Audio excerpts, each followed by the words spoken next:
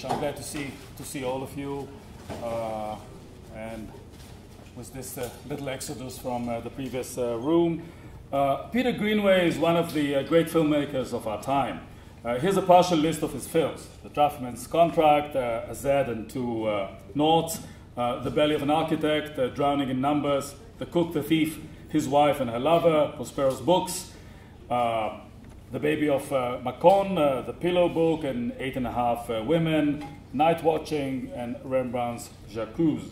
In all his films, one finds a rare combination of elements: clever, complex scripts, stunning visual and musical messages that make watching his work a total experience.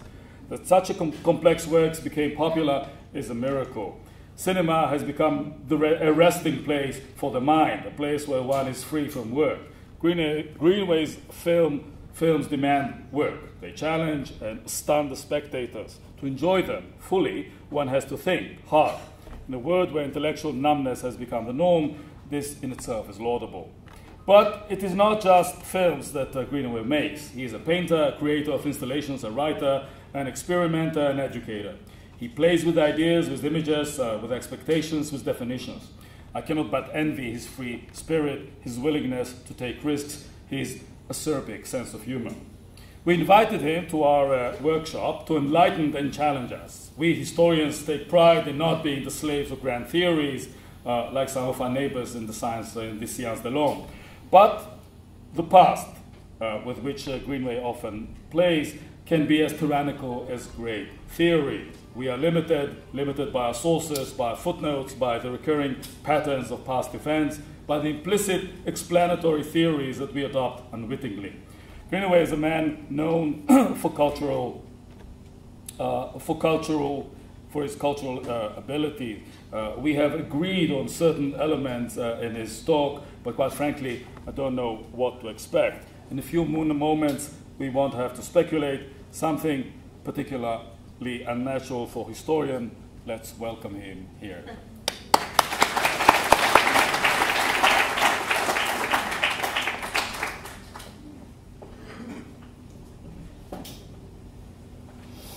I think that just a brief 5-minute talk, indeed with this gentleman just now, has given me a much greater and more valuable focus, perhaps, on what I imagine I'm going to say.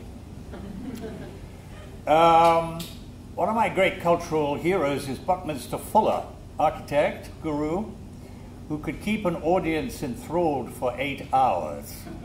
You are not going to sit here for 8 hours, heaven forbid, but there is a way that the subject matter, both from my subjective point of view and no doubt from your context, is incredibly huge. And I think we all necessarily are the centers of our own universe, and in a curious way, to be given opportunity to talk about oneself is surely absolutely ideal for each and every one of us. What I would like to do, really, is to build up to a very large autobiographical project that I engendered for myself at the beginning of the 21st century, called the Tulslooper Suitcases. But I want to approach that maybe a bit crabwise, and to talk about, I suppose, one of the most important things about examination of self is to talk about origins, and that necessarily is to talk about childhood, I think. Certainly the bane of the whole of a literary endeavor of Western Europe. Basically all novelists' first essays, first projects, first short stories, first novels are essentially about childhood and adolescence. There's no particular difference for me.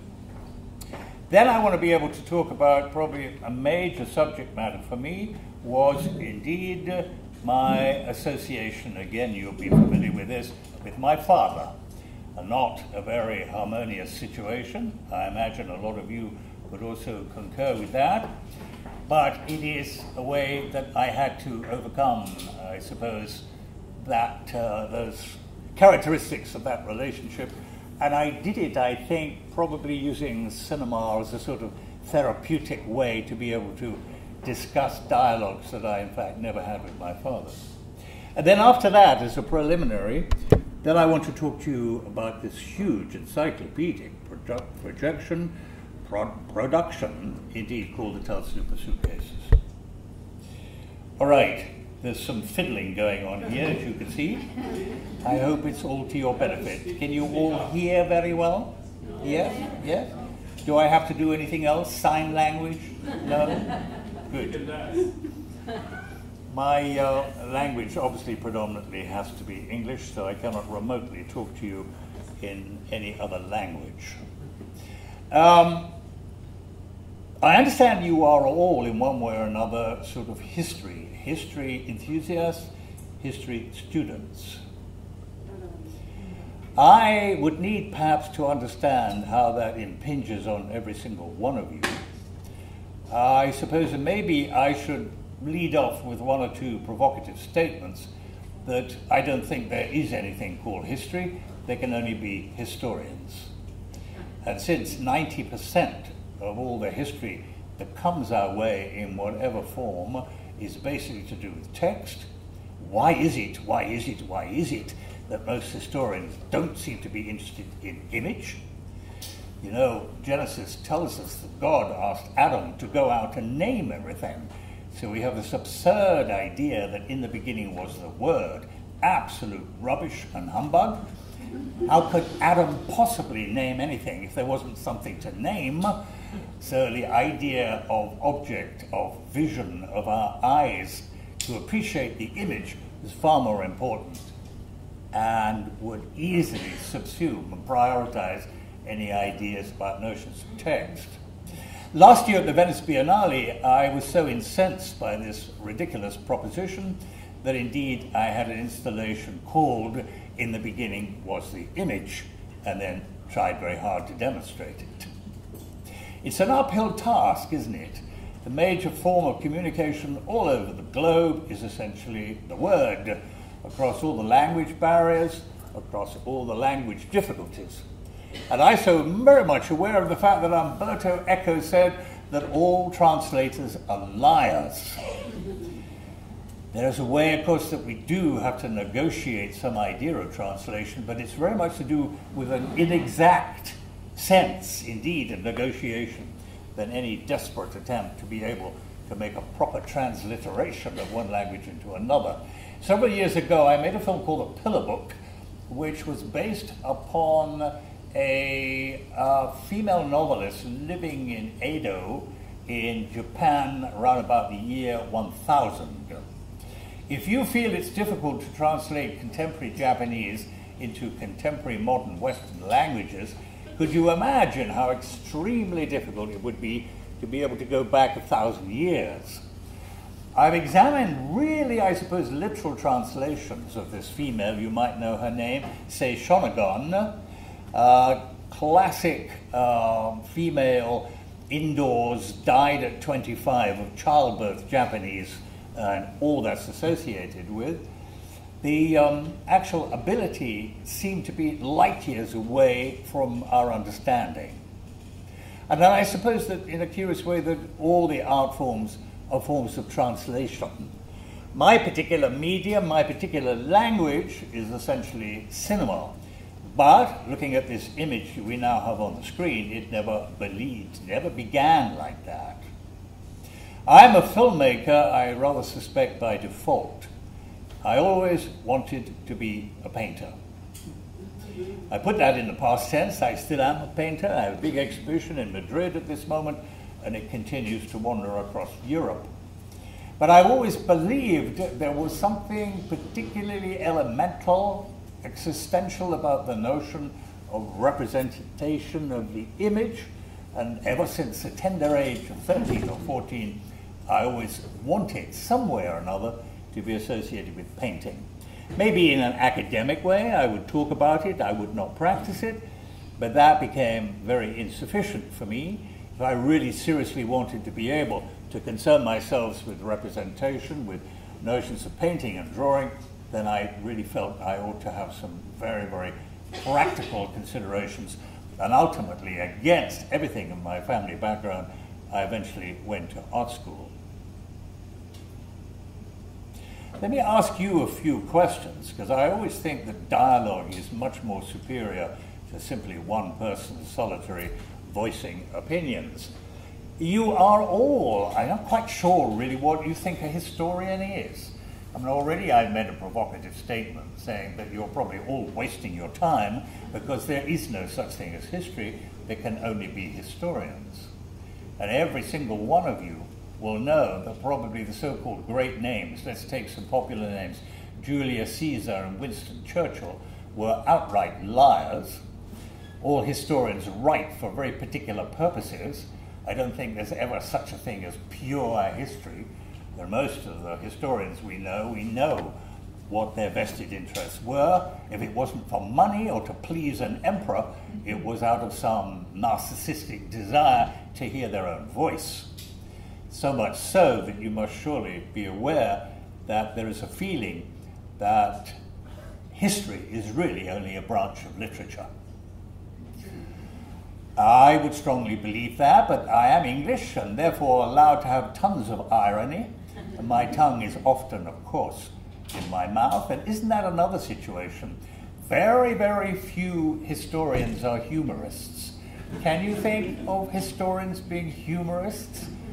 You know, if your name was Seneca, of course, you couldn't dare to do that, as Caligula will make sure your head disappeared. But I do think, you know, since the notions of history are so transparent, we all ought to keep a very, very strong, ironic phase in our heads about what we're dealing with is basically unprovable. Okay, you might have all the documents, but probably all the documents are wrong.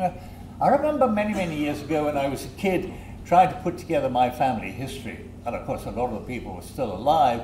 And I knew that their birth certificates and their marriage certificates and their death certificates, supposedly regarded as truth, were all absolutely wrong. I knew that, I knew it. But all these sort of official people who apparently look after our bodies, whether they're alive or dead, seem to take enormous amounts of shortcuts. And if that's happening with the local coroner, my God, imagine what's happening across the length and breadth of academia and historical association. Am I saying things which you find intrepidly problematical? Do you think you want to be talked to by somebody who doesn't believe that history is in any way a viable situation? Can I have a reaction? Do both of you believe that indeed history is a fiction? Yes? Nobody's already up in arms to deny and argue with me. I don't hear anything, no? Are you allowed to speak? Are you encouraged to speak? What are Israeli audiences like? Are they generally timid and non-responsive or hugely argumentative? No? The latter. Too shy. I never thought of the Israelis being shy. Very bombastic, exhibitionist people, I always thought. Is that justified, you think? All right, well, let's see what emerges. I have, I suppose, many thanks to the introduction, which of course as always is somewhat over the top, but introductions probably need to be a bit like that.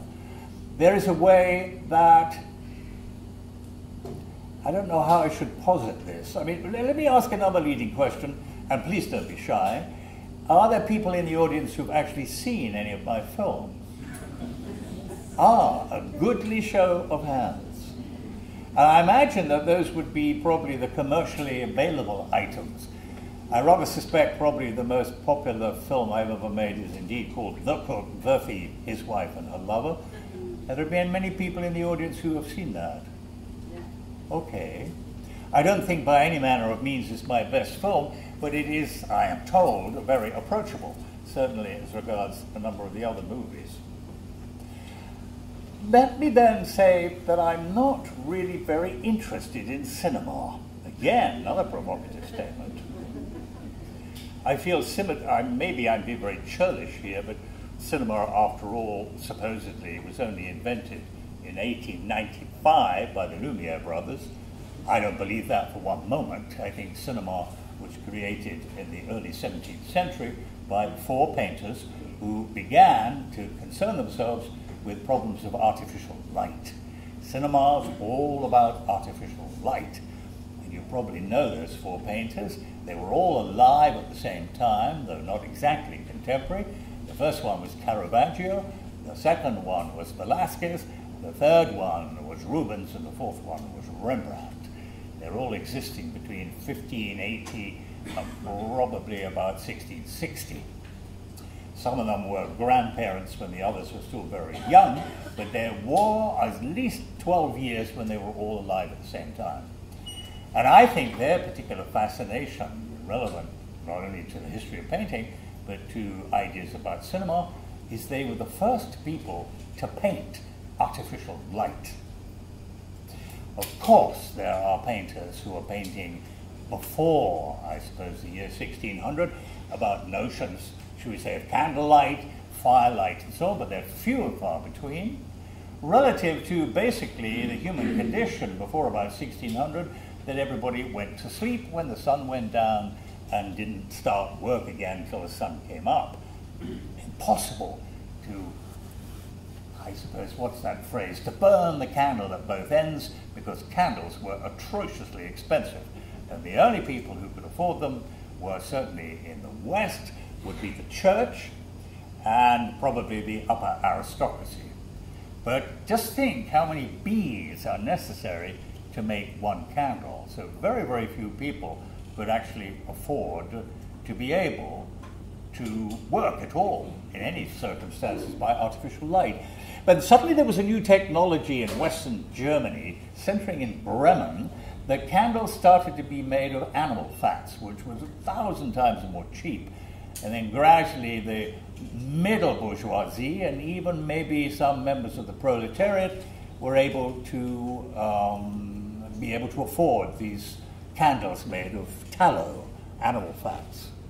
And gradually, I suppose, within about a decade, or within certainly a generation, painters who were always on the forefront of any, I think, human activity whatsoever, like every single thing in this room, and apart from you organic creatures, I see no plants, so everything in this room had to be man-made, down to your socks and your underwear, and the top of the chain of the idea of designing in everything that's man-made is always the painter. The painter is at the top of the chain of all design. There's an extraordinary, rather beautiful but enigmatic anecdote. You probably all heard of the Italian-Swiss painter Giacometti. Giacometti said that your grandmother probably knows absolutely nothing about Picasso, but be absolutely certain that Picasso knows everything about your grandmother. Two of my heroes, one would be Chaplin, the other would certainly be Eisenstein. Both really hated the idea of the introduction of sound cinema, as it at one fell swoop took everybody away from the business of looking, and forcing them to rely on text, or those intertitles, of course, to begin with, and then much more later with notions of a soundtrack. You know, that really depressing, melancholic situation, I'm sure that you're all good gallery goers. When you go to the Louvre, or you go to your big national galleries, indeed, in this city, you can watch how people look at painting. They peer anxiously, and most people, of course, and I suspect you too, are all visually illiterate. Do any of you actually think that you are visually literate? I'm sure you're extremely sophisticated in terms of text. A lady put her hand up rather tentatively in the middle. That was an accident, putting your hand up, was it? No, but when you think about all the energy, all the imagination, all the learning, all the years of slog that you organize yourselves to understand and communicate with text, there are very, very few people who actually spend all that energy, all that imagination on the image. Would you not agree? I don't think it's necessarily your fault. I'm not going to remove the blame entirely from you, but it really is to do with the educational systems of the world, isn't it? And I'm sure it's part and parcel of your education here. You know what happens when you are about 10, 11, or 12? The teacher says, put away the crayons, take down the easel, put away the paints. You're going to have to get serious now. And basically, from about that age, just before the beginnings of adolescence, you drop out of the notion, indeed, of even using the image as a language for your own self-satisfaction, for your own sense of representation, for your own sense of well-being. As you know, children naturally are extraordinarily good visualists and artists. Give them a pen or a pencil and they're off. But it seems to be our education system, whether you live in Japan or whether you live in Seattle. So somehow, for most people, 90% of people, that begins to disappear. And isn't that tragic? We all live now, certainly in Western world, certainly to about 80, females longer. So if you live for 80 years and you've given it all up at 10, that means 70 years of barren deserts. You no longer even think about the image very largely.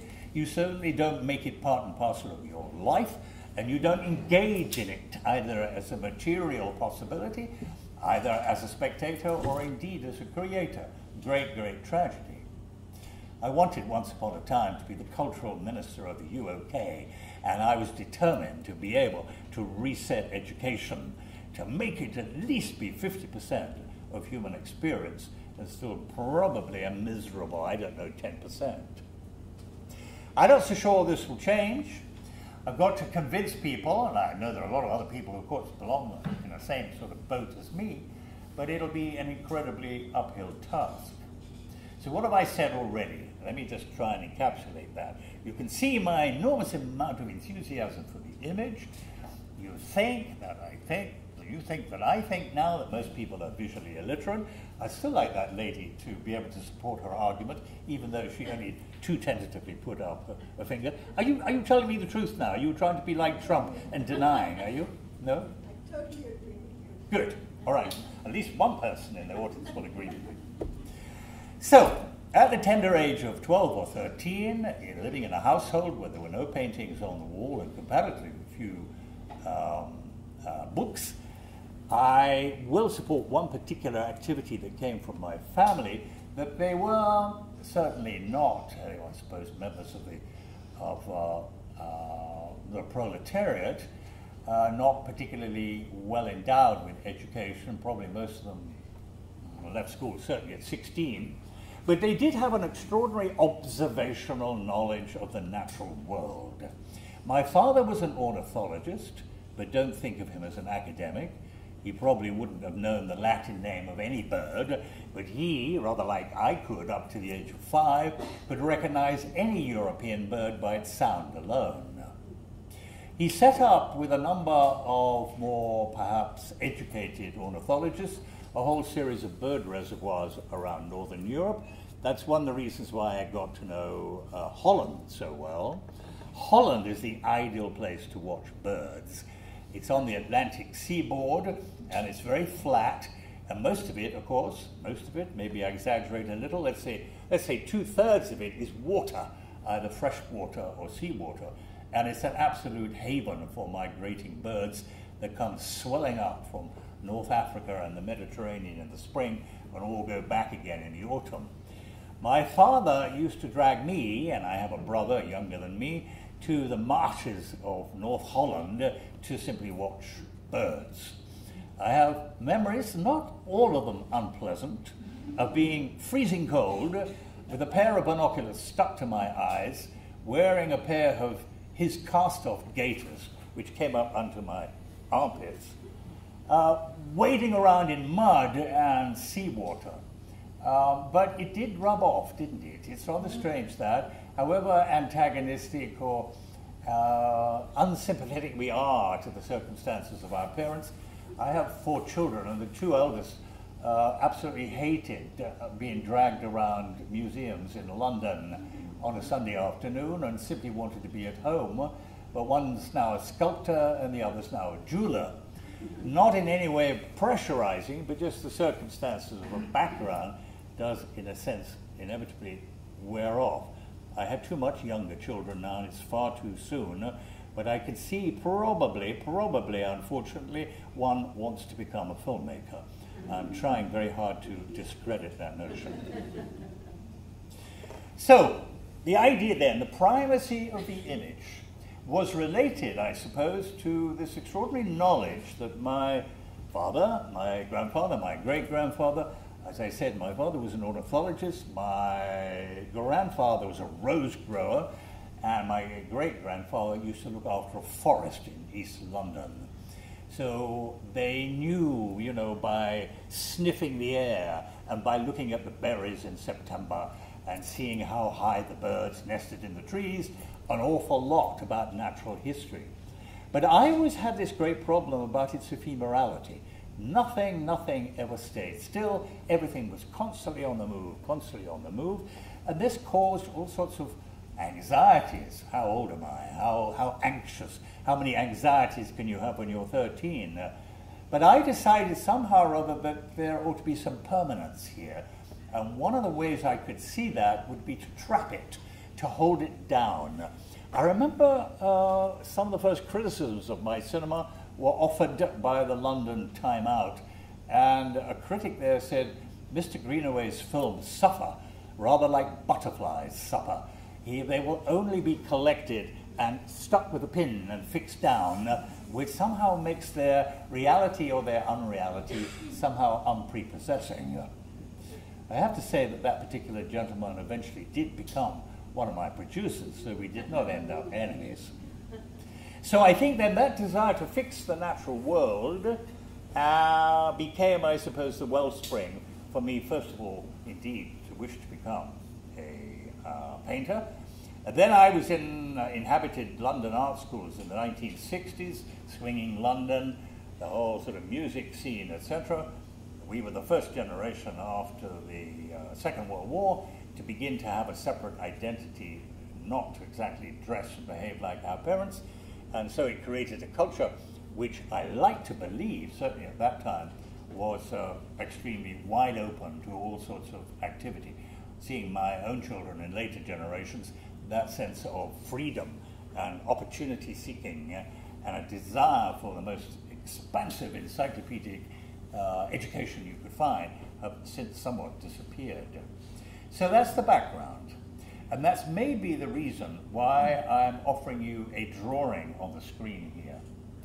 It is a fantasy. I was fascinated about game playing, still am, and I created all sorts of games, which of course nobody in their right mind will probably ever play. Here's a combination of live sheep, a cup of tea on every chair, and indeed the notion of 9 chairs, based upon notions of grids and permutations, some of which are indicated in the top right-hand corner. And in a way, at art school, it was my interest in game playing and its association essentially as drawing and as painting that gradually shifted to the notion of why necessarily keep these things static, why not suggest indeed they should have some movement. One of the very, very early films I made was called Drowning by Numbers, where I went back indeed to my childhood playgrounds, which were in the east of England, in Norfolk and Suffolk. And I made this film, I suppose, it wasn't the first or even the second or even the third feature film I made, but it was an attempt, I suppose, first self-consciously, to examine where I might have come from, what I was interested in, and how my creative sense developed. Let me show you just one or two small fragments from indeed that first film.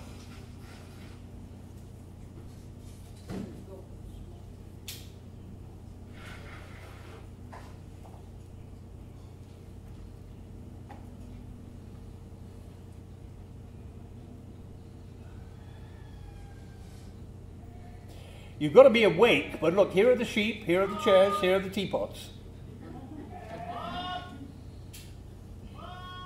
And here is me in my bedroom at that time.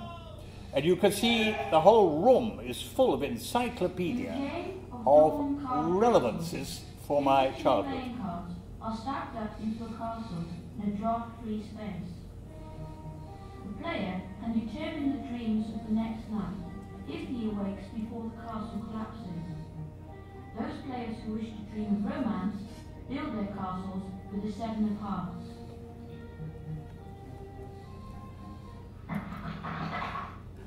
let me just play you that again. You can see the room is full of collected insects. I was a great Darwinianist, and I knew that Darwin collected insects, and so I certainly did. I was a great card player. You can see, again, all that notion of games within games. I'll play that to you again.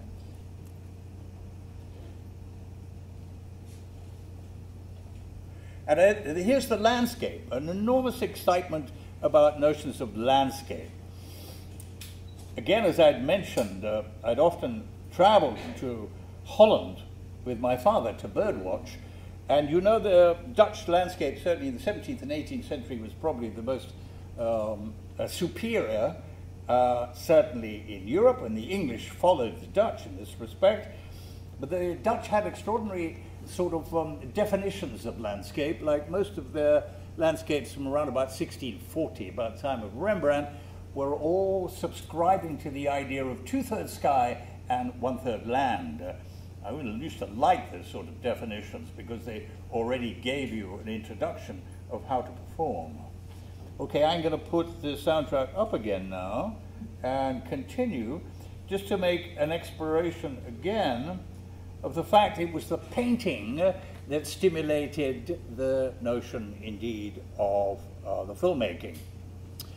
Here you can see a pencil drawing very largely, and if I were to give you an image like this, you could see maybe where some of the material came from. Every time an Englishman opens his or her voice, opens his mouth to speak, they say he is quoting Shakespeare. I don't know who your grand literary expert. If you're Italian, when you open your mouth, nobody actually speaks Italian. Everybody speaks Florentine, because that is the language of Dante Alighieri, certainly with the Divine Comedy. I suppose in Germany it's Goethe. I suppose Shakespeare in England would have to share space with the King James Bible of 1611, but that really is the beginnings of contemporary English. Think of that as an idea. Every time you open your mouth, you are using words that are shop-soiled by millions and millions of other people before you. Does that change your attitude to that? Or is that something you don't even remotely think about? But move that as a metaphor to the notions, indeed, of imagery. Every time you see an image, or every time, indeed, although from your experience so far, I understand that probably very few actually make images, there is a way that you are quoting. And I'm sure it's absolutely true of filmmakers, whether they know it or not. I've embarked recently on a whole series of projects, and maybe we can talk about them later, but I really do think that supposedly painting and filmmaking are all about images, but it's very, very sad that few painters talk to filmmakers, and few filmmakers ever talk or consider the huge heritage that exists in painting. If you go back to, French cave painting, 45,000 years in Marseille. I suppose more frequently, probably most of the cave painting we've got from around the world is probably about 20,000 years old. But even 20,000 years compared to the history of cinema. Cinema created 1895, again, if you believe in the Lumiere brothers, and in 2015 that meant 120 years. So we're sort of comparing 12,000 years to 120.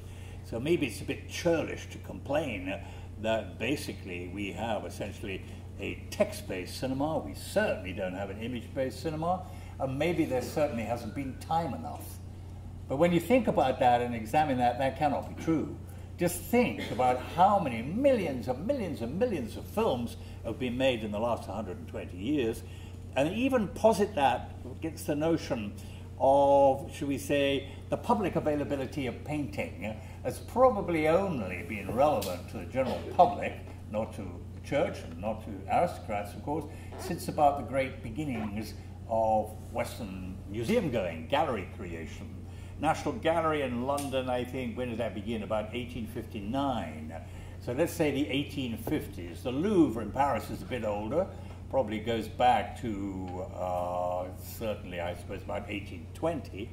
But the availability to most people for most images of the last 8,000 years, let's make it even shorter, is very, very small. So take those two notions of a very popular art form indeed called cinema, and every nation in the world If cinema was invented in 1895, by 1910, every single nation that you could think of, even the smallest ones, if they didn't have a film industry, certainly had the possibility of being able to show films, even if it was only projected in a village in Nigeria on a sheet hung between two trees. I think there's only one system of communications that ever travel faster, and that has to be the internet. And I think that ability to travel so fast has been, in a sense, the big downside, both about cinema and certainly in some ways about the internet. You know, you talk about Japanese films, and you can make pointers saying how different they are from Hollywood. But when you really examine that situation, there isn't really that much difference at all. I think if you take Japanese painting, you will regard it very differently from the painting, indeed, of Western Europe. So if everything evolves slowly over a long period of time, involving hundreds of practitioners under different circumstances, then you can see that there's an enormous advantage in that sort of development. Okay, so with trying and without trying, consciously or unconsciously, when I want to portray a girl in skirts with a skipping rope, almost without trying, I would look therefore at Velasquez and then turn her into a filmic image. You really could stick more out on the road. The road wasn't slap on the doorstep that way. My mother said I'm not to go out. It's dangerous. There are people mad about. Okay, childhood, painting into cinema, beginnings. I'm talking about this in a very self-conscious way, and of course I can see it from hindsight, but necessarily some of these ideas were not present in the way I was thinking at that time. More paintings. Here, indeed, are pictograms, diagrams. Diagrams have always been a characteristic of my painting, of what you've just seen in a filmic form, and you can see here are close-ups which would intimately relate to this phenomenon. Downstairs. Alright, let's off-stop the crease, then hand it back, let down roll up. Again, you've got to be smart and quick here, but you can see Bruegel's 100 children's games of 1400.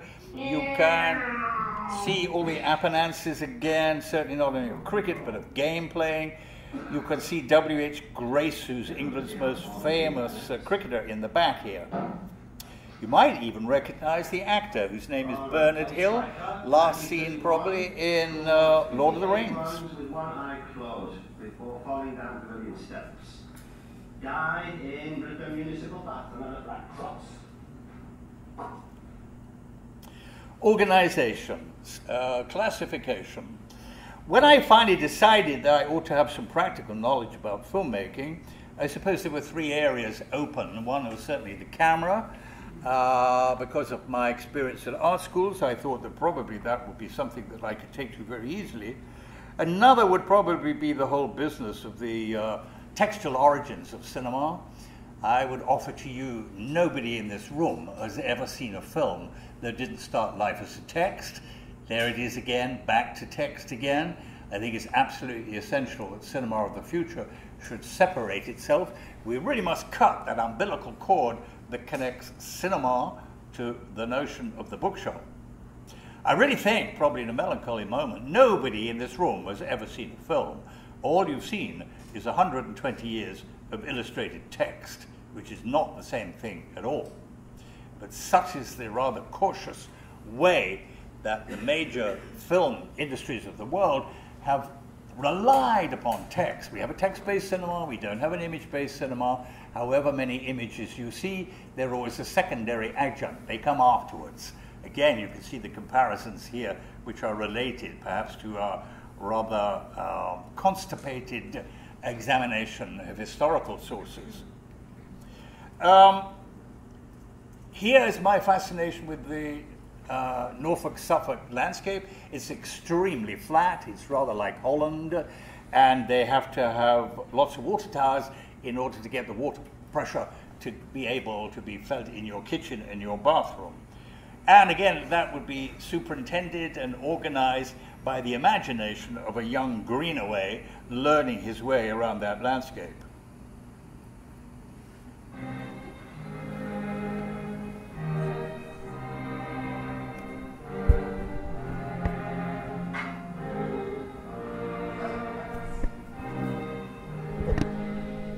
A great many things are dying very violently all the time.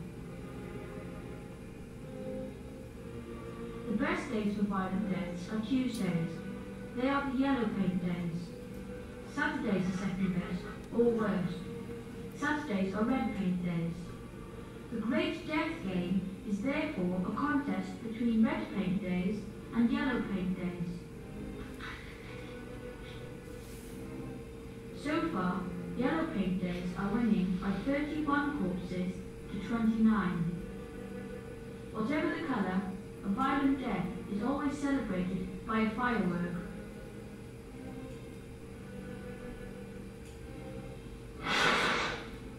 He's dead. Okay, you can see, I think this actor here, I think he's much younger than I suppose I was when I first decided to be so fascinated indeed by what I regard as the only two subject matters worth talking about. One is sex and the other is death. What else is there significant to talk about?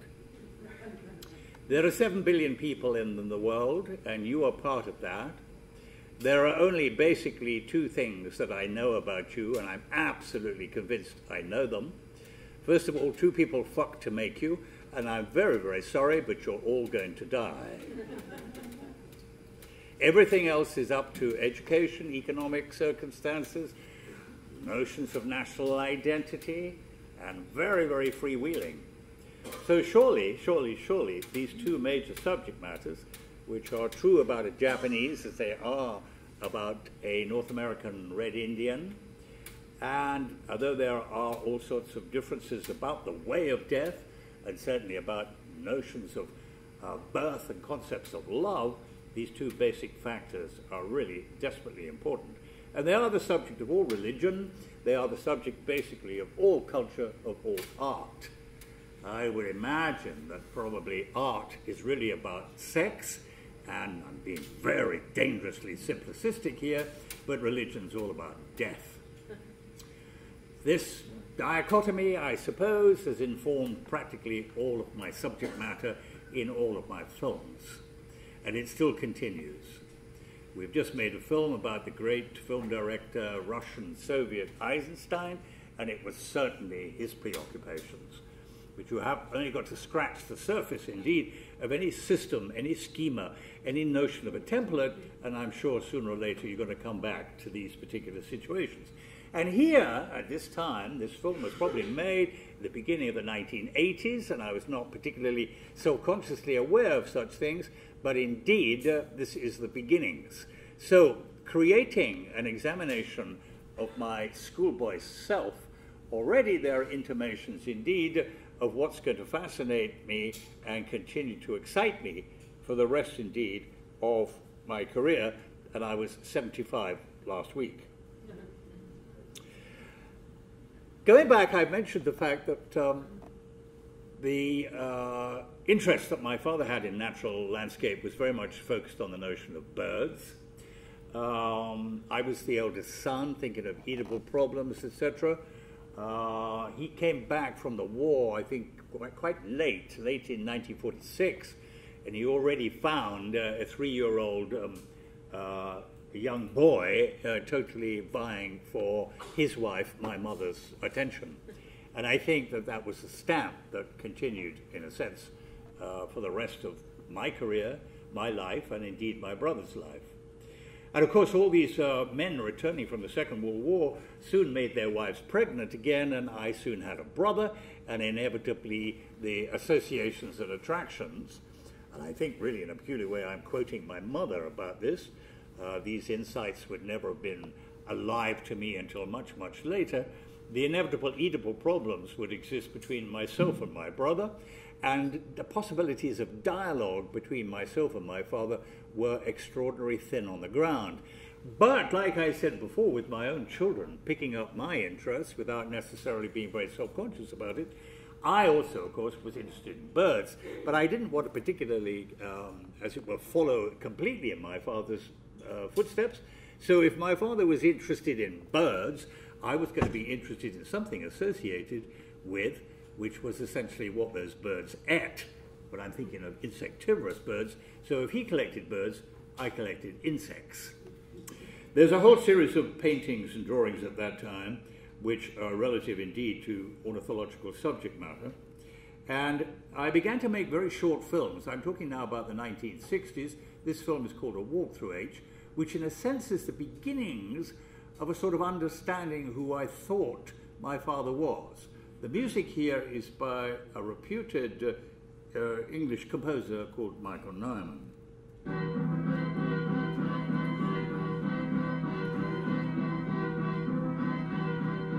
Left on a Tuesday morning early at about 1:45. This particular map had at one time been very familiar to me. I had always associated it with night. Perhaps the map that hung on a bedroom wall somewhere. I forget.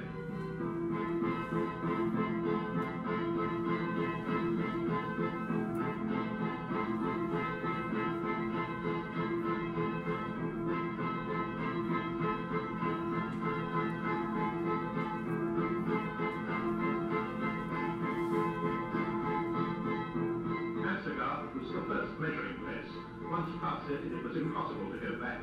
I had heard that one or two had been able to turn back just before they reached Astigar, but that was rare.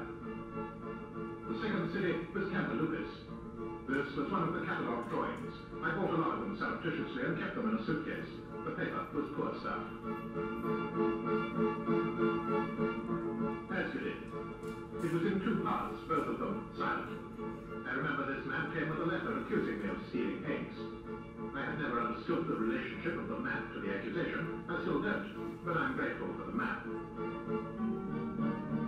After Asgard came Manavia, 34 miles from Astigar.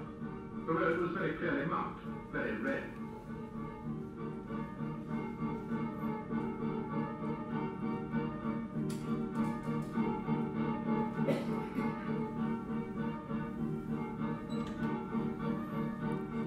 This drawing, I remember, illustrated a theory about blood oranges, or perhaps it was about pomegranates. The fifth city was Maladrone. This drawing was a frontispiece to a novel by Asper Fulvance called The Winged Woman. Fulvance was a pioneer naturalist, one of the first to promote the winging of birds to check on their movements. After some 20 years of this practice, in which time Fulvance and his wife must have ringed some 25,000 birds, he decided that the information gained was not to be trusted. He came to the conclusion that information from a ringed bird was not the same as information from a bird. Fulvance tried to curb the enthusiasm he had helped to pioneer, and half in earnest, half in jest, to draw a behavioral parallel, he wrote his erotic novel in which the heroine is ringed. Fulvance's wife did the illustrations, but they never appeared when the novel was published. Where this illustration fits in the novel is not clear. A map is an extraordinary phenomenon, isn't it? It tells you where you've been, where you are, and where you're going. And there's a way, of course, that maps are also extraordinary metaphors for things which have got nothing to do about geography. And also, I think that it's very much a notion of a palimpsest to the way that my filmmaking was maneuvering. But to go back again with this search for a personal identity, as it were exploring it in childhood and early adolescence, and still wishing to discover this, what I thought key to myself would have been my relationship to my father. So I continued in a way to fictionalize my father and put him in a series of films. This is a clip where he plays the central character, who is both very, very innocent, which I thought my father was, but also concomitantly also very, very arrogant. And that curious mixture of innocence and arrogance I took to be part of my birthright. Let me show you a clip where indeed I have fashioned my father playing the most extraordinary, handsome, beautifully dressed character in a revenge drama of 1694 in a film called The Draftsman's Contract.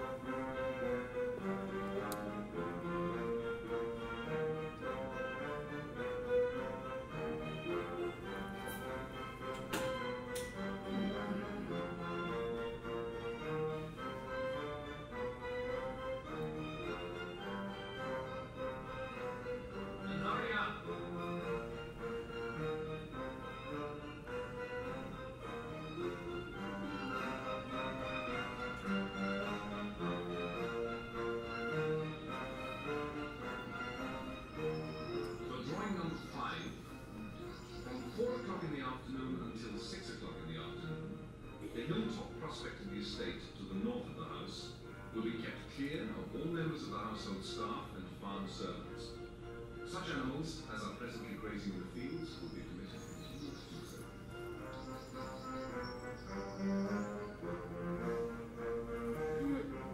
Good day, Mr. Neville, Mr. Tubman.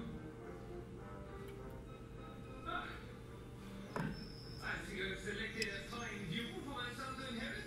I prefer, for the moment at least, to regard the views of the property of Mr. Herbert. This film was made 1982, about the year 1694, Married Women's Property Act, the changeover from the Stuarts to the Dutch William and Mary, very much related to ideas of historical identity at those times, very, very extravagant costume making, of course, reproduced lovingly by all sorts of people who were prepared somewhat to fictionalize the situation. But again, now I'm beginning very self-consciously to examine the notion of the frame. The frame is no accident, although the frame does not exist in nature. The frame is essentially a totally artificial phenomenon, certainly coming from notions of painting, round about the beginning of the Renaissance, when painting separated itself from architecture, and of course the theatre with the proscenium arch copied the frame, and then obviously the cinema copied the theatre, and then television and magazine, books, and so on and so on. Isn't it extraordinary? We all look very largely at representational imagery through a parallelogram, 4 right angles. That has now become so fixed all over the world, even in countries which didn't believe in such activity, like in Asia. We are now all, as it were, pinned into this notion. Well, if it is so important, and if it does rigorously demand the way we look at representation, then let's really be self-conscious about it and really use it. And you will see with these images how the framing is really rigorously very important.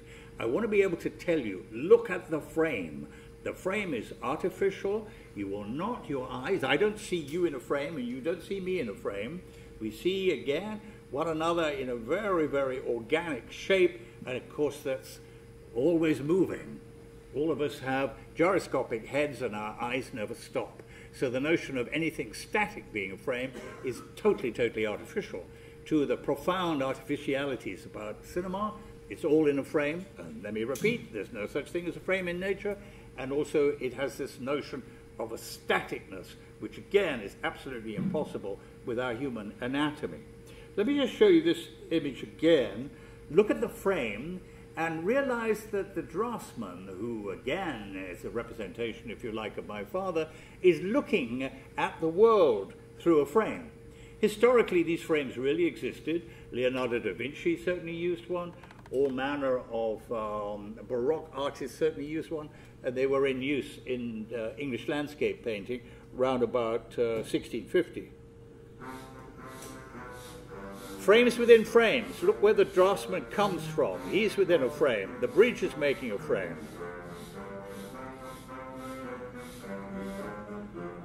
There it is, an optical device used quite popularly by landscape artists round about 1650.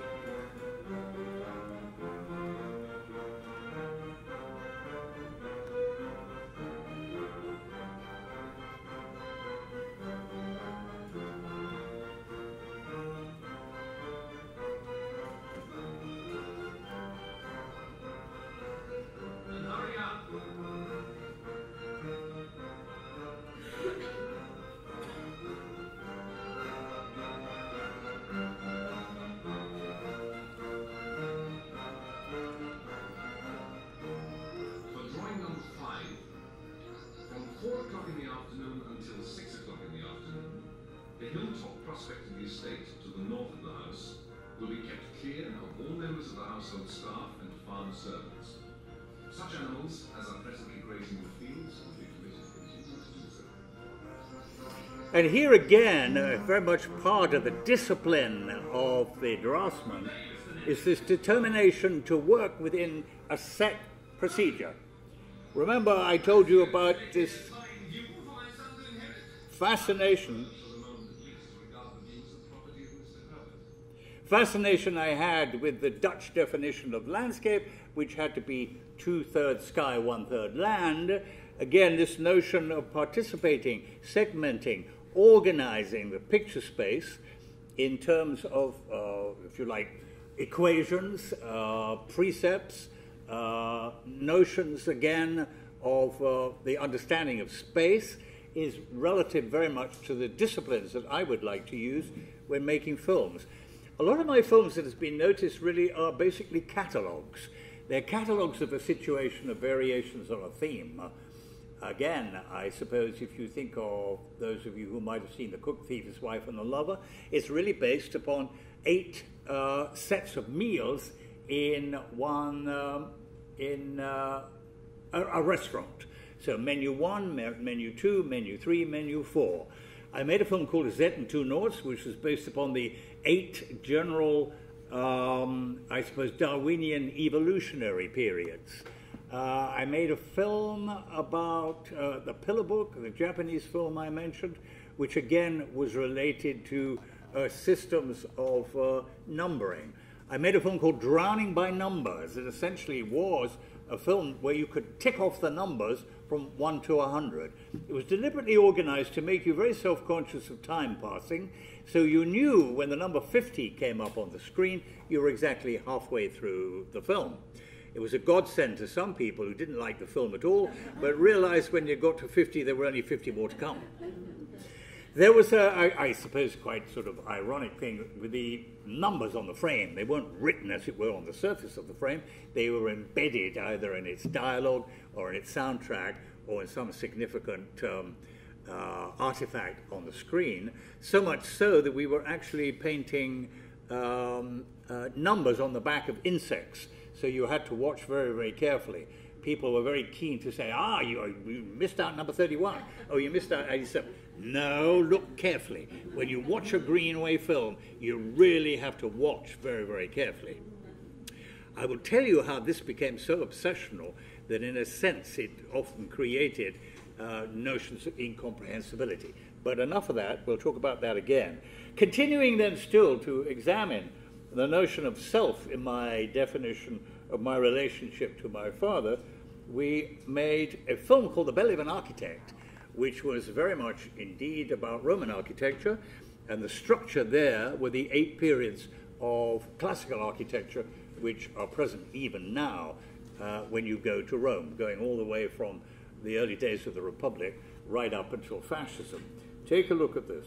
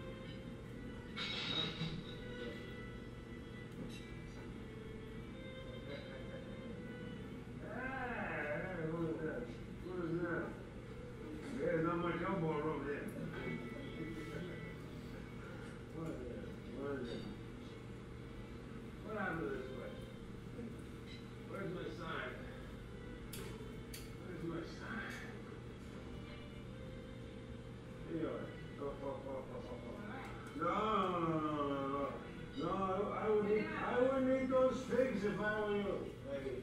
Now see, they're aphrodisiacs. You don't look like you're up to it. Hey, I'm sorry. Okay. So, okay. No, what are you calling him for? He's not going to be any choice. No, wait. I'm going to sit down. I'm going to have dinner. Let's see, my doctor says I should eat in company. So, yeah, I have to eat in company. My wife was eating company all the time. Like my wife was eating company. I like eating company. We're all the same, are we? Huh? Come on, we're all the same. We speak a different language. We have the same metabolism here. No. See, the difference is. See, I'm interested in skin bellies. See, you have a belly. There's your belly right there. See? I'm sorry. How did I say stomach? Stomach. Stomach and mixed company. Okay. Come on, Louis. Come on, you up. Hey, see? Hey, you got a belly? I got a belly. I'll tell you what. I'll show you mine if you show me yours. There's mine, okay? No. But see, what difference is saying? Yours a little larger than yours. See, the difference is mine is being eaten away. See, mine is rotting away from the inside. You understand what I'm saying? No. I'm talking to the lady here. So put your hand up here. Come on, touch it. It won't bite you. It only bites me. It's cancer, see? It's cancer. They have cancer. Stomach cancer. Cancer.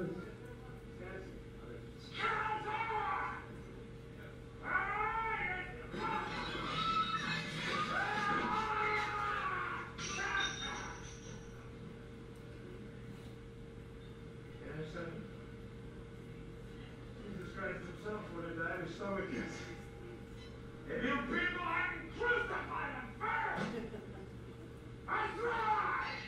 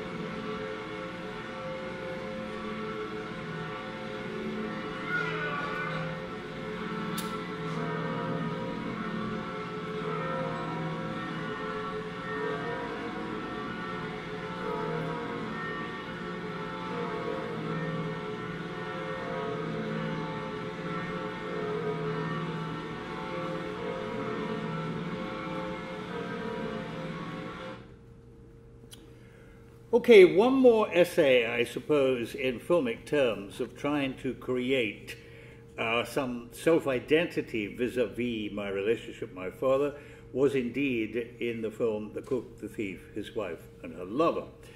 And the rather good English actor Michael Gambon portrays this really incredibly evil character. One of the reasons for me making the film was to see, in fact, if I could break the mold.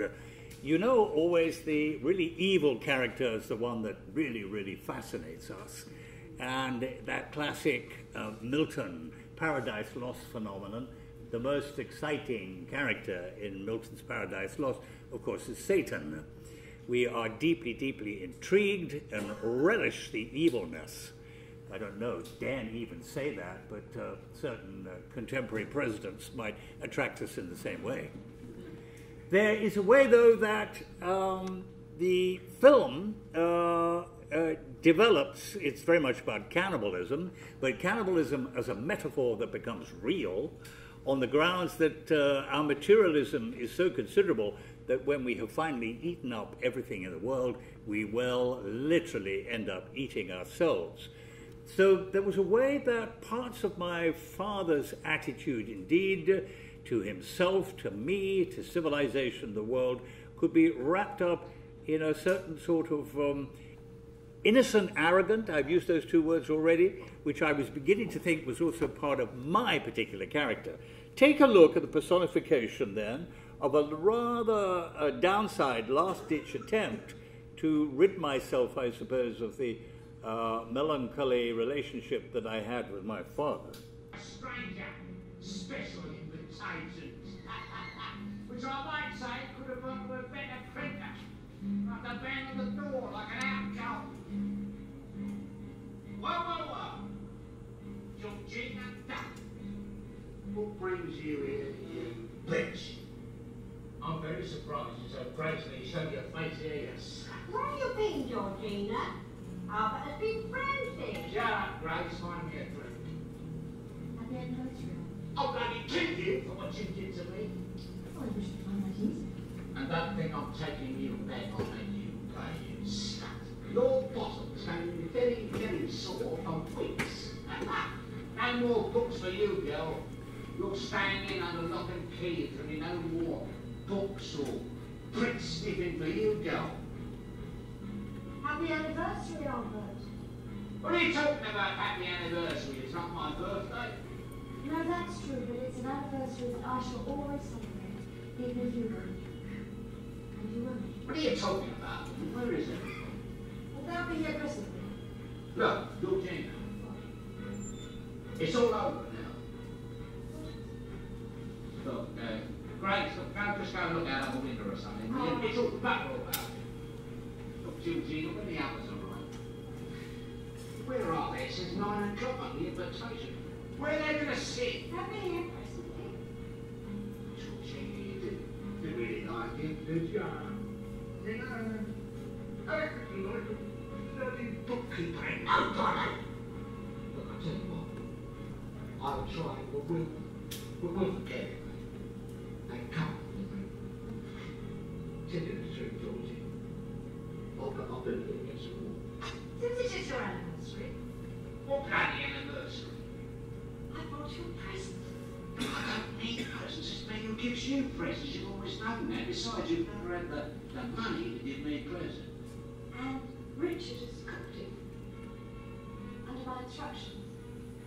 Knowing how you like to eat. Knowing how you like to gorge yourself. And we've brought a few of your friends in.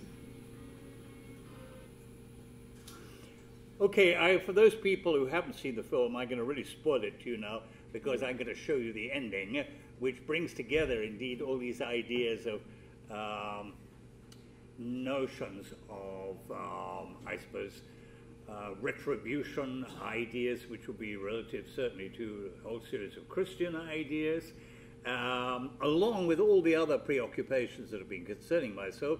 You can already see the incredible insistence on color organization, making you realize that this is really film as much about color and all the emotional, intellectual associations, but also the historical implications. I don't know whether you noticed, but there's a very large painting by Franz Hals on the wall in the background of this restaurant, painted in about 1642, and there's a permeation of where the historical extravagance of these civil guard paintings of the war that Holland was fighting against the Habsburgs in Madrid, which has permeated, indeed, the costume of everybody. You can see the costumes are deliberately artificial to make that particular point.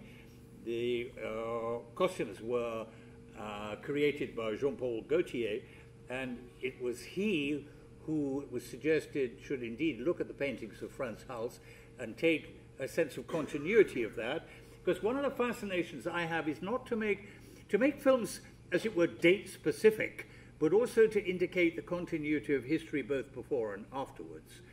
I suppose you would need to think about the things that history always repeats itself. There is a cyclic activity about notions of good and evil, which are always repetitive. And I suppose, you know, the big dramatic, certainly in English and French terms, about revenge drama is always repeatable. So just take a look at the ending of this film.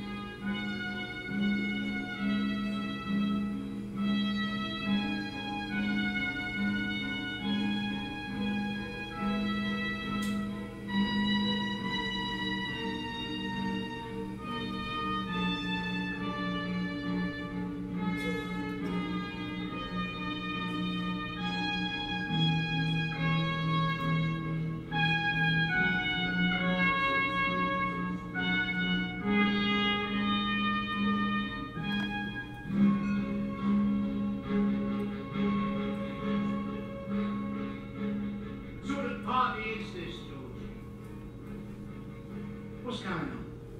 Sit down, Albert. Don't have to sit down, Georgina. No, this is Albert's special treat. Yeah. I'm not eating with that Roy there. Shut up, Albert. You're here to enjoy yourself.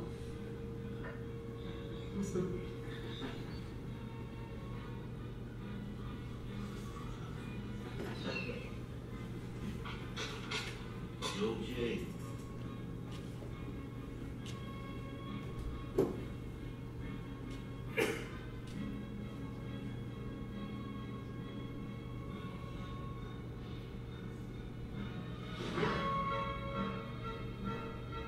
Jesus! Come.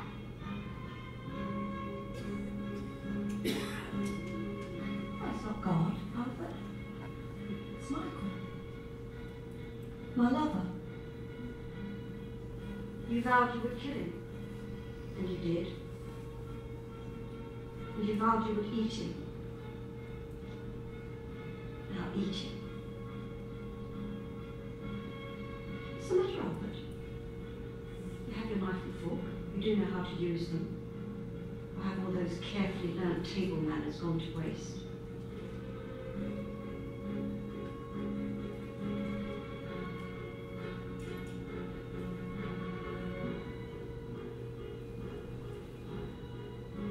Mitchell can pour you a drink.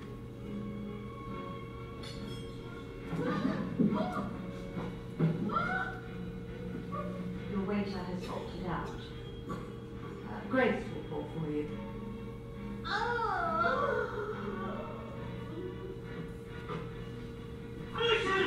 Yeah.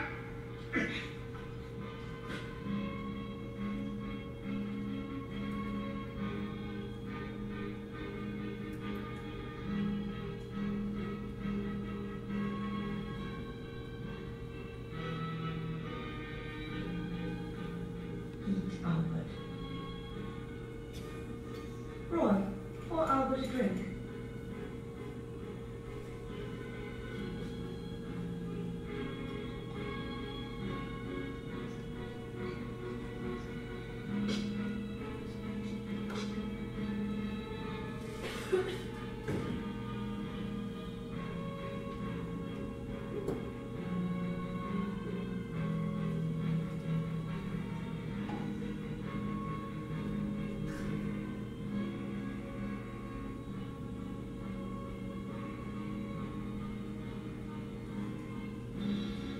Try the cock, Albert.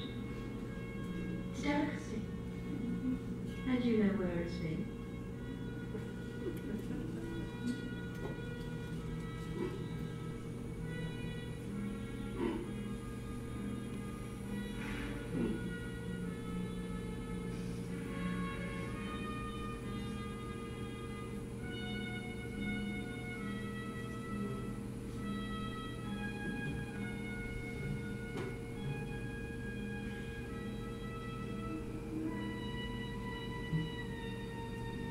Go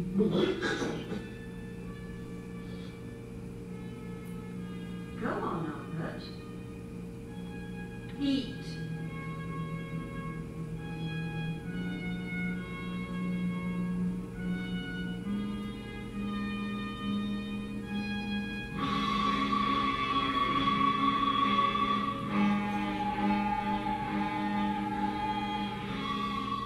Bon appétit.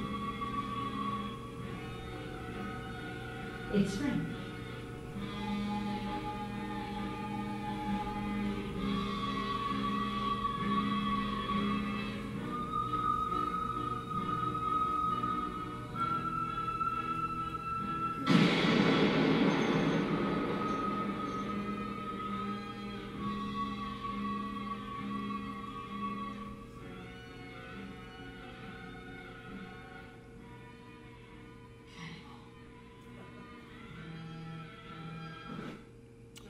Okay, preposterous situation, very, very, very heavy on metaphor, but you can see all the other parts of the language happening as well.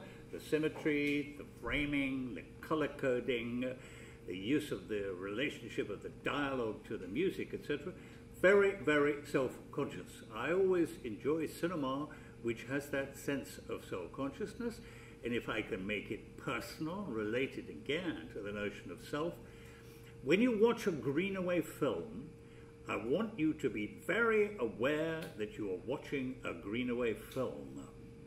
This is not a slice of life, it's not a window on the world, it's not a piece of escapism, it's not therapy, although you might become, I suppose, in some ways associated with that notion. It is an artifice. And a work of art is deliberately, I believe, most successful when you are aware that it is indeed an artifice. Okay, let me move on then maybe to perhaps the central thing that I want to discuss, which is a huge project which we started probably in about the year 2000, so it was very much a millennial project, which was meant to be an encapsulation, essentially a film of its time. I had made probably about 50 films by then. We're talking, I suppose, about early 1990s. All sorts of different films, certainly feature films, you've seen some clips, but loads of films which were devised for particular occasions and particular commissions.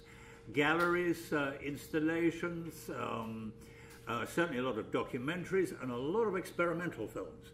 So I wanted to make a film for the information age, an encyclopedic film for the information age, which would gather up, in a sense, all the world's information and put it in one place. I've always been fascinated by the notion of the encyclopedia. I suppose, you know, Diderot and D'Alembert, just before the French Revolution, the classic French encyclopedists, who were determined, and of course they had a political and didactic and instructional point of view, which was very much to educate and instruct, a project which was much despised by all those people who didn't think that women and the proletariat should have too much knowledge because they wouldn't be able to deal with it, and before very long there would be a revolution. And of course they were very prophetic because the French Revolution then happened soon afterwards in 1789. But when you examine this idea of putting all the world's knowledge in one place, and I suppose you would be thinking indeed very much of historical characters. Let's take Gibbon's Decline and Fall of the Roman Empire, which, as you all know, I'm sure, got nothing to do with the Roman Empire, but to do with his presages for the future of the British Empire. Going back to something I said earlier this afternoon, that all historians have got vested interests, and in a sense there's no such thing as pure history, and it is people putting forward their own subjectivity to, as it were, play the games of their own hobby horse. But if you think about the possibility of doing this self-consciously or not self-consciously, let's think of some more examples. Let's think of the 36 plays of Shakespeare. I don't think that Shakespeare realized what, in a sense, retrospectively, he was doing. There is a consensus of opinion, I suppose, that if you take all 36 plays of Shakespeare, you're doing a great encyclopedia of human emotions. Nothing ever gets left out. You know, Othello's about jealousy, Hamlet's about retrospection. You know how to play that game. But if you think of other people, let's take Dante Alighieri with the Divine Comedy. Very self-conscious, I think, beautifully organized, all based on the number 3, 33 cantos, 3 books, obviously associated with the Holy Trinity in Christian terms, God the Father, God the Son, God the Holy Ghost, but also deeply imbued, of course, in Roman and Greek history. I think pretty certainly that Dante knew that he was creating a really non-perishable work of literature. Let's move across. Let's take Einstein. We all know that even recently his last papers are still being examined for the attempts he was trying to make a unifying theory of all the laws of the universe. You could be more humble, I suppose, and think about all those diary makers. I'm thinking of the Englishman Johnson, who made the first English dictionary. The idea of putting, again, all the notion of information in one place, to collate, to organize, to construct a system and a structure whereby we could help to not only understand the world and civilization, but our place in it. Okay, are these things pre-planned, or are they only seen in retrospect, as it were, accidentally, under the horizons of history? Well, it might be extraordinary, both innocent and arrogant, and remember I've used those two phrases over and over again about my relationship to my father and also his character, and maybe retrospectively about me, so maybe it is also both an innocent and an arrogant suggestion that such a thing would be possible. To make, for the beginning of the 21st century, and again, numbers, are always of great fascination to us, if you think about Jewish Kabbalah, for example, and they would always bear fruit when times get particularly, I suppose, significant. I'm now about to embark on a program about the Reformation. Again, in a Jewish context, almost totally irrelevant. But I'm making a documentary about Martin Luther, who I would treat very, very negatively. But I'm also making a feature film called The Marriage of Christ about the Counter-Reformation, Council of Trent, taking place, I suppose, the first half of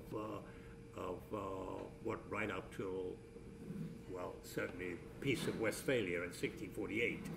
So there's a way that the notion again of history encapsulating, of putting everything tidily in place, absolutely impossibility.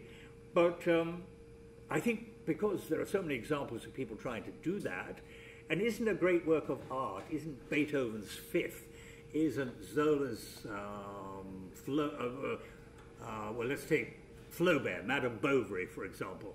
They become notions of complete encyclopedias of a time, of an attitude, particular notion of a certain human conscription.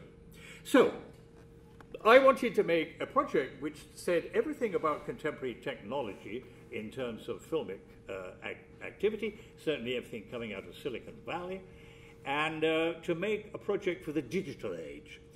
Most of the films that I've shown you clips from would come from the notion of the celluloid cinema. I believe an enormous break happened between the death of celluloid cinema. I don't think there are any self-respecting filmmakers, possible exception of that film snob and Hollywood lover Tarantino, who still insists on making films in a very old-fashioned way in terms of celluloid. But all, shall we say, sensible, serious filmmakers are now essentially all part of the digital revolution. So I wanted to make a demonstration of my enthusiasm and excitement about this brand new language, so to use all sorts of new equipments, new sort of literary ways of looking at things which were essentially about images, but also I wanted to put it, in a sense, in a very contemporary situation. So it really is, I suppose, the big phenomenon of my life, which has been the subject of uranium. So this whole project really is about a history, both fictional, real, literal, and metaphorical, about the history of uranium. So the history of uranium, seen against the backdrop of all the notions of European history that we've seen from about 1930, certainly way beyond the attempts to get rid of the notions of uranium. Uranium, of course, was the symbol very much of the atomic bomb in the 50s and 60s and 70s. And I still think it's certainly not going to go away. We're going to have to seriously still continue that. The world is shaking itself, is it not? Introduction of a new American president, with all the new antagonisms, and still the uranium, the atomic threat, still hangs over us. If we manage to arrange things profitably in the upside, then harnessing a true positive attitude towards uranium and all its relatives and associations will be extraordinarily beneficial, because we will have energy to supply our refrigerators and our rocket ships for the rest of time. But if the whole thing goes desperately wrong, then Armageddon, and that's the end of us. I suppose, the contemporary concerns that young people would have now will be very much about pollution and overpopulation. They stand perhaps even more far forward than the people of my generation would have been in the 60s about the notions of atomic power, but it's going to have to come back, and we're going to have to deal with it. So I wanted to talk about all these different attitudes towards the notion, indeed, of atomic power. But again, let me stress, I wanted to talk about it in the terms of very contemporary activities as regards the visual imagination. It was an enormous project. I wanted to make a film. In fact, I wanted to make 92 films. You might know the atomic number of uranium is 92. An impossible activity. I could never command huge budgets, and who would be interested in all the implausibilities and the difficulties of making such a product. But I also wanted to make a whole series of operas about it, and we made 3. I wanted to make a whole series of documentaries, and there are about 6. I wanted to make a whole library of books, and I think I'm now up to book 64, and there were going to be 92 of these books. And also we were going to put it into all sorts of other interactive television series. A lot of these things, over a period of 5 years, we managed in one way or another, directly or indirectly, to put together on this extremely, let me keep repeating these 2 words, innocent, arrogant proposition. Let me show you just the very, very beginning of the first of 3 films we made, and I suppose this is the background to the whole project, which continued for about 5 years, and we did end up, in fact, with 3 feature films. One was shown at the Berlin Film Festival, one was shown at the Cannes Film Festival, and one was shown in Venice. It became an extraordinary festival film. People were very, very intrigued in the whole concept, but I have to tell you, and I'll tell you now, the film was a total disaster in public cinema. It was described as being far too soon for its time. It concerned itself with interactivity, and we know that public cinema is a democratic association. Look at you, you're in a cinema environment, and there must be at least 50 people in the room, and you're all going to want something different. How can you organize a singular activity which is going to be, in internet terms, satisfactory? But to give you some idea of the complexity and of the ambition, let me show you the very beginning of the first film, which is also, well, not necessarily coincidentally, an introduction.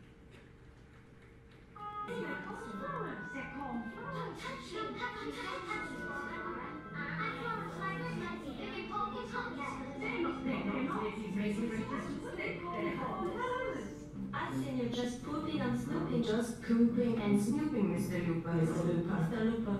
With that pair of first class, quality class binoculars. Made in Germany. Made in Germany. Good morning, Mr. Looper. Good morning, Mr. Looper. Mr. Looper, open your mouth. I'm the station dentist. Open your mouth. Open your mouth.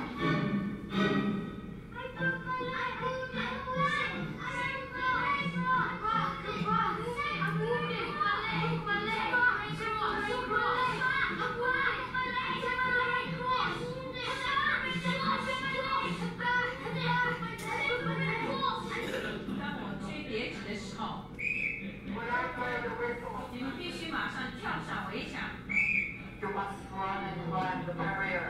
想象成花园中的围墙， Imagine it's a garden wall. 围墙的另一边有保障。 Your instructor on the other side. 你们预备好了吗？ Are you ready? 小心前面的狗。 Let's start the song.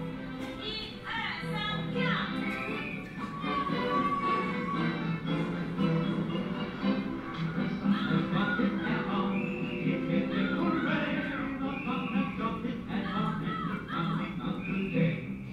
Truly, Mr. Looper. Can you truly, Mr. Looper? Book that says bookman. That says man. Mr. Looper. Put a book that says man falls from the age of little hot cheap suitcase along with the Holy Bible. Good morning, Mr. Looper. I am the station master. Good morning, Mr. Looper. I am the station master. Good morning, Mr. Looper. I am the station master. Good morning, Mr. Looper. I am the station master. I am the station. Good morning, Mr. Looper. I am the station master. Good morning, Mr. Looper. I am the station master. Good morning, Mr. Looper. I am the station master.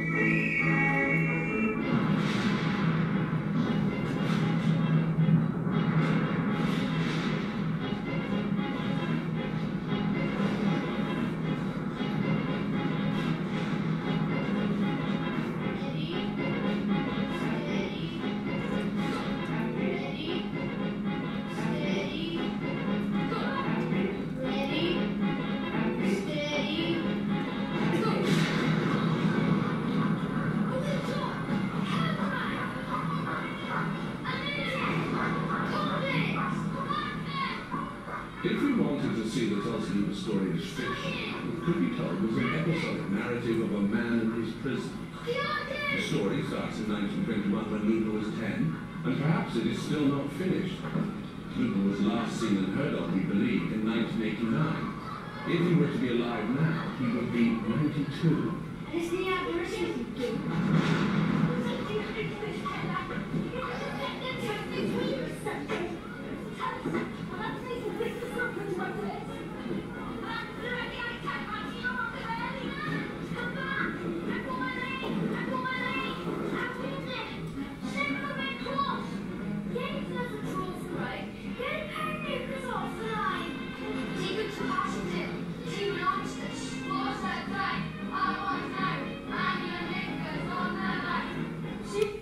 Okay, so you can see the introduction again to back to childhood again. All takes place in Newport, Wales, where indeed I was born. So it recapitulates that, but you can see the language is very, very, shall we say, complex, to say the least.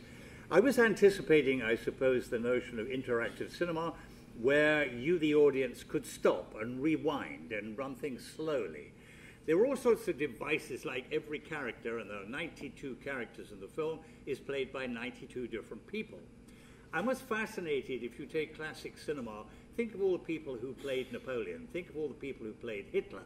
Let's put them all together, make an examination. What is truth, what is fiction? What is the nature of history and how it's fixing it? And again, you can see this rather old-fashioned idea of a cinema which is one idea at a time.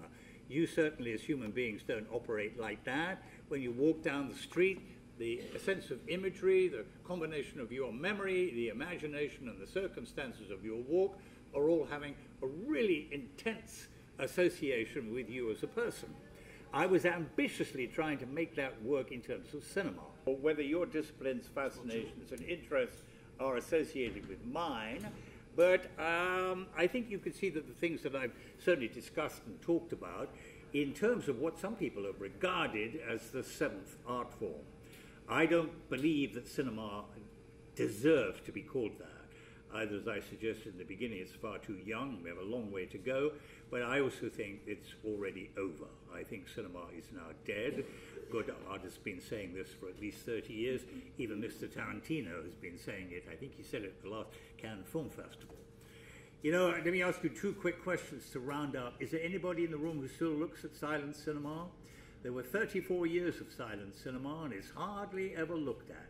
I'm quite convinced that the rest of cinema will go the same way.